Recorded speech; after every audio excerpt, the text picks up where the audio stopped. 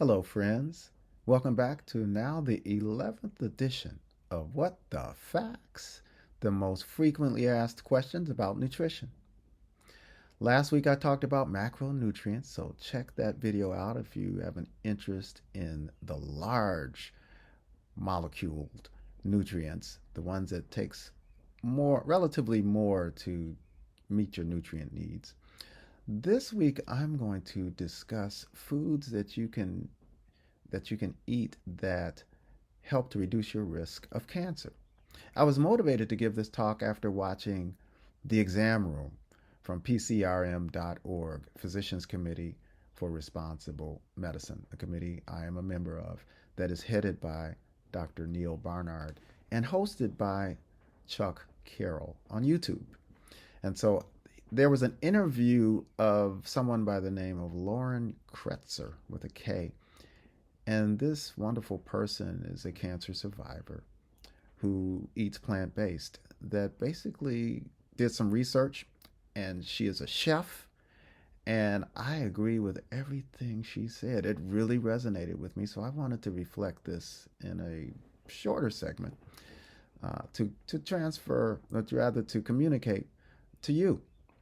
So, fighting cancer. Now, the nice thing about, or rather, preventing cancer and fighting cancer, the nice thing about that is that the same things that you can do food wise to reduce your risk for cancer can also and will also reduce your risk for heart disease, for strokes, for heart attacks, for dementia, for immune related problems in terms of infection, being at risk for infection. So, yes, it can reduce your likelihood of being obese or overweight, of getting diabetes, of having severe impact from COVID. So, I really love when so much of this overlaps.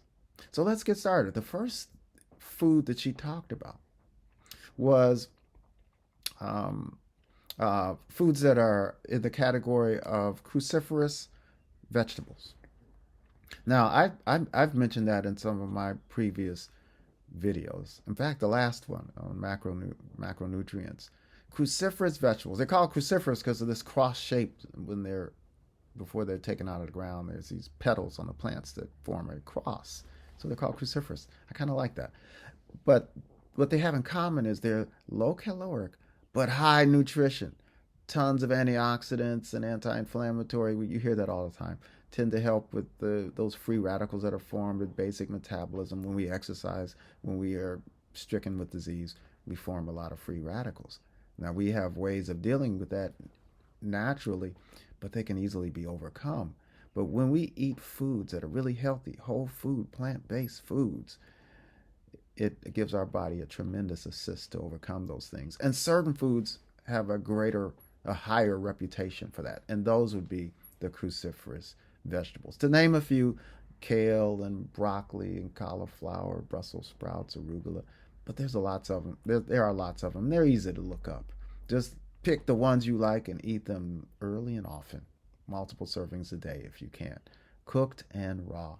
One little thing I should point out that they mentioned in the presentation, the presentation on PCRM.org, was that chopping them up and waiting at least 40 minutes or so helps to release those antioxidants better. Like whether it's broccoli or kale or whatever it is, hacking them up and then going away from them, put them in the refrigerator for a while if it's going to be more than 40 minutes, and then coming back and cooking them. That tends to allow the release of those sulforaphanes, that have that antioxidant activity, because there's this enzyme called myrosinase enzyme that needs to activate and churn and convert those precursor molecules into ones that are actually very antioxidant. The other way of achieving that is just, and I do this all the time because I hate a lot of work, is I just keep some ground mustard seed on the shelf.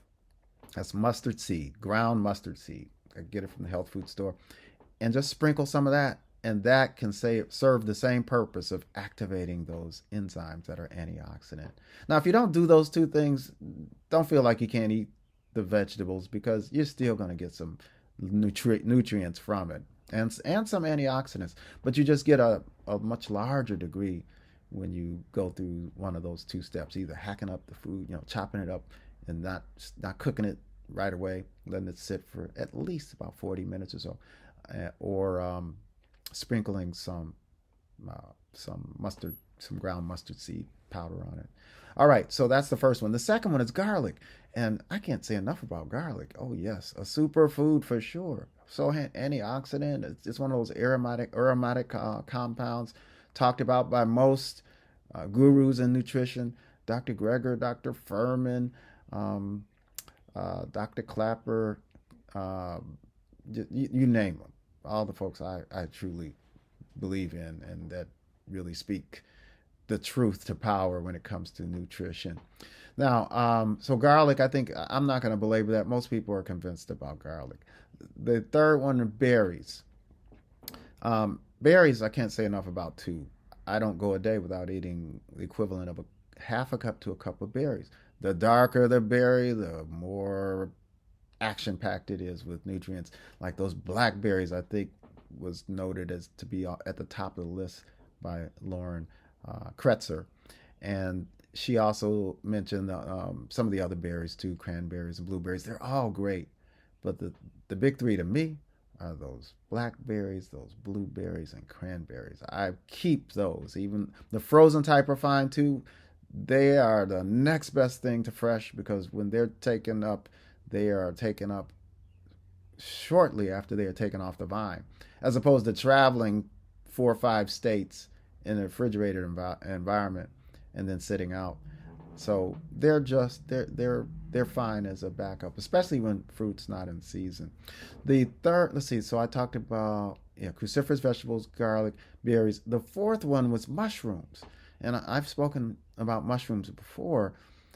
Wow, they have anti-fighting and anti-preventing ingredients. There's something in it that is equivalent to aromatase in terms of not allowing an excess amount of estrogens by inhibiting that development, or rather that processing that leads to estrogen formation. They also have something in it called anti-angiogenic factors. That means they keep blood vessels from growing in the wrong place. They won't stop them from growing in the right places in your body, but in the wrong places, like in tumors and cancers. And they have a little zinc in them. They got a little vitamin D in them. Mushrooms are great. Just the white button mushrooms are fine. You don't have to get any fancy schmancy mushrooms. But any of them, shiitake, I like some shiitake mushrooms, the porcini mushrooms. Dr. Greger's big on those. He says those are at the top of the list for antioxidant. But make sure you heat the mushrooms a little bit at least, whether it's microwave them a little bit or cook them a little bit, because there's a toxin that otherwise doesn't get neutralized, and so they should be cooked at least a little. It doesn't have to take long to neutralize that toxin. Dr. Joel Furman mentions that in his talks. Let's see. Then the fifth one is turmeric. Turmeric comes up a lot in nutritional discussions, nutritional platforms, because it's an anti-inflammatory. There's some debate about how anti-inflammatory it is. I mean, it's not like it could replace a pill that like ibuprofen or something, but it does seem to have some mechanisms that are at play because of that ingredient in it called curcumin, with a C, curcumin, and it has been shown in a number of studies to have some anti-inflammatory properties. So we're not talking about a lot of it.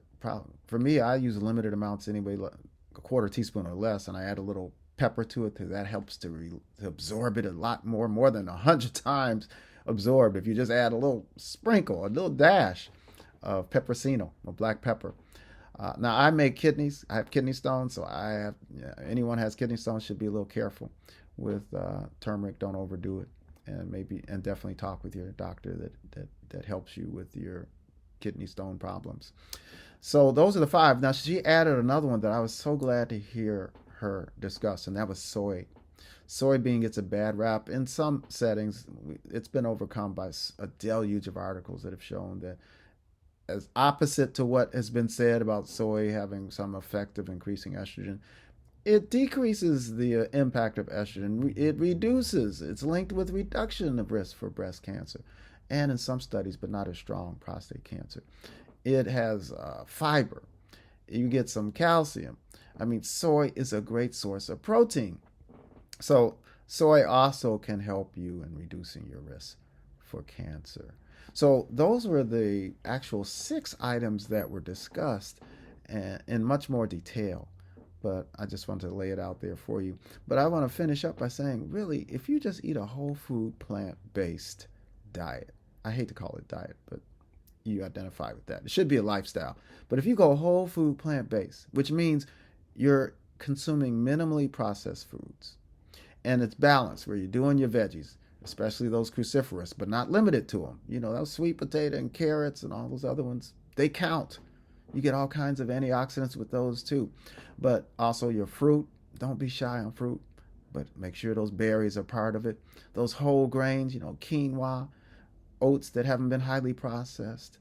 You know, they tend to give you your fiber also and your protein, and as well you get your protein from those legumes, those beans, the soy, the split peas, the lentils, and then your nuts and seeds, as long as you're not allergic to them. Your chia seed, hemp seed, flax seed.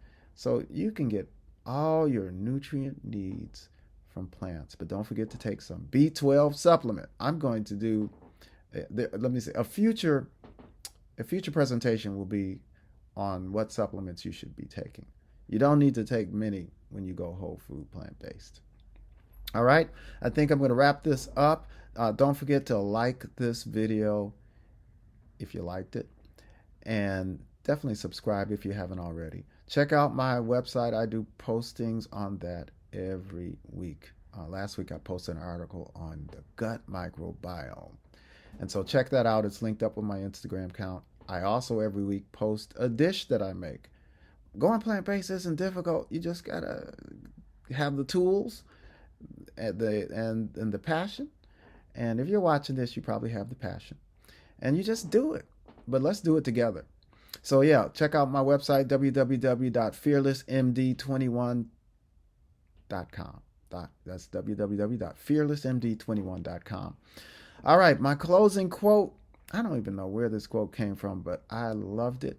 And that is, remember, every time you eat, you are either feeding disease or fighting it. Which one is it? All right, have a great week, folks. Till next time.